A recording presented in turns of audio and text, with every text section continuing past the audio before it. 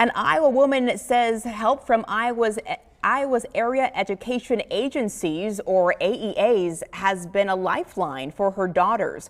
Our chief political reporter, Amanda Rooker, found out why she's worried about the quality of resources her daughters will receive if lawmakers move forward with a bill.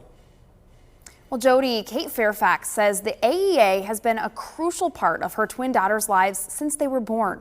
At school, her daughter Audrey has a physical therapist, an occupational therapist, a teacher of the deaf and hard of hearing, an audiologist, and a special ed consultant, all from the AEA and all working to help her succeed. So Kate worries what would happen if the governor's plan to overhaul AEAs becomes law. Kate Fairfax calls her twin daughters miracles. So you can see how small they were when they were born. Madeline and Audrey were born almost 10 weeks early. Audrey spent 99 days in the NICU. When she was 3 days old, she had brain bleeds on both sides of her brain, and then kind of just a lot of different complications after that. Because of that, Audrey has cerebral palsy and is also deaf. She and her sister are now 6 years old and in kindergarten. Fairfax says her local area education agency, or AEA, has been there every step of the way, helping them as soon as they got home from the hospital, helping Audrey take her first steps and move around the house on her own. I don't know what I would do without the AEA. Right now, Iowa's 9 AEAs provide special education services for all children with disabilities. So when Fairfax heard about the governor's plan to overhaul AEAs, she says she was worried. Reynolds' bill would give school districts full control over special education funding. Schools could continue using their AEAs for some or all services, or they could pay private companies instead. Fairfax started emailing every state lawmaker in Polk County, voicing her concerns. If the AEA changes, if we're consulting different therapists to come in, that's going to look totally different. We might not have the therapists that already know her or the teachers that know her and can provide all that training they've had.